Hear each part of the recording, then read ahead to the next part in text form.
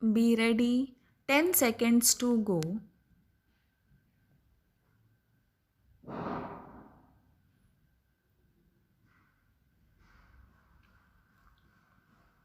Start.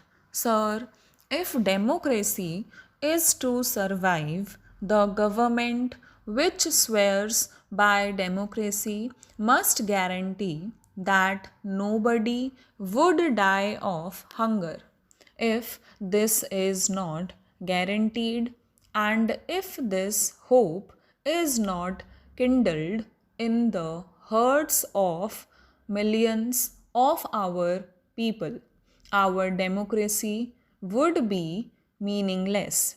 This has been stated practically by all jurists, all political leaders, and social workers. Now, I would like to know the difficulties. If we take into consideration that this right is not included, what are the effects when I was speaking over the resolution moved by my esteemed colleague regarding northeastern situation? I made a mention that the time had come when you should provide work to the people or allowance if the work could not be given. At that time, the Honorable Minister had said that this was matter which concerned the Law Ministry. Therefore, I would like to invite the attention of the Law Minister again on this particular point. There is a problem of law and order in this country. The crime is on the increase. There is dissatisfaction everywhere. There is unrest amongst the students. Students feel that even if they take any number of degrees, they are not assured of a job. We all know that with 90% marks, they do not get admission even in medical and engineering colleges. Even after getting MBBS and BE degree, we are seeing what is happening in Delhi. Questions are being raised in this particular house.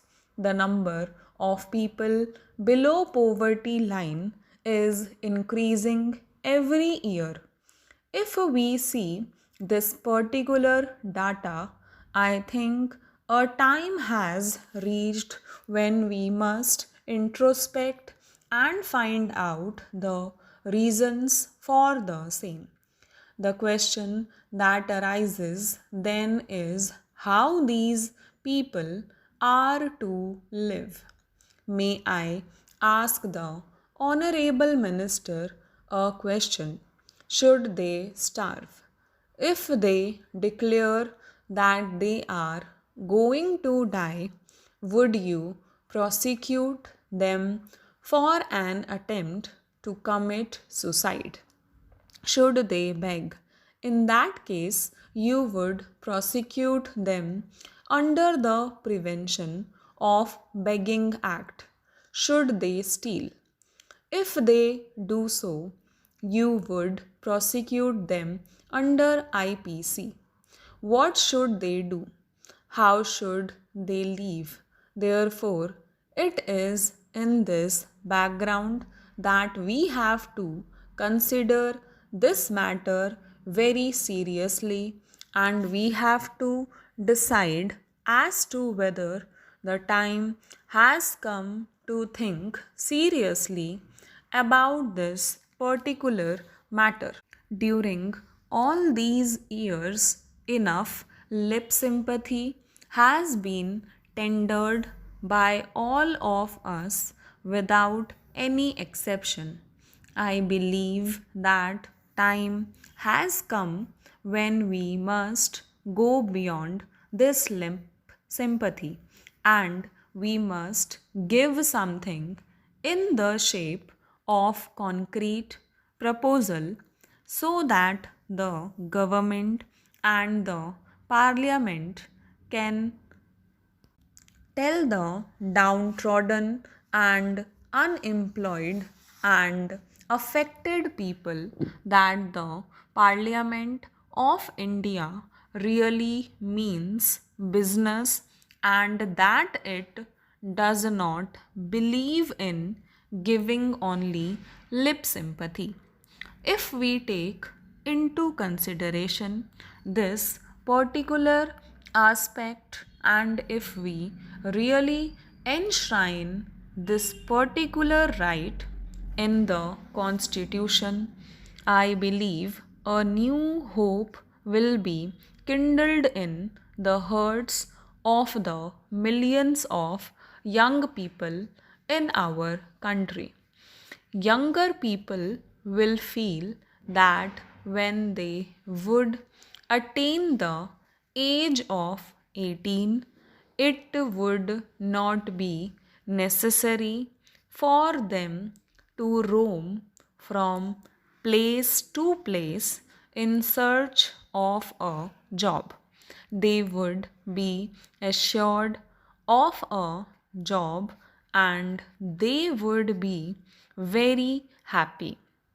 There would not be uncertainty in life. The unrest and strikes in the colleges and schools will stop.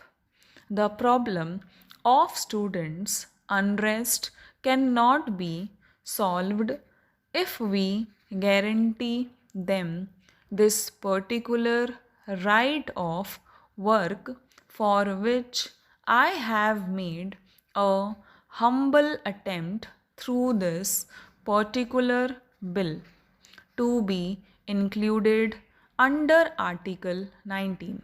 We see in big cities they trek in thousands and thousands of people from the villages in search of jobs.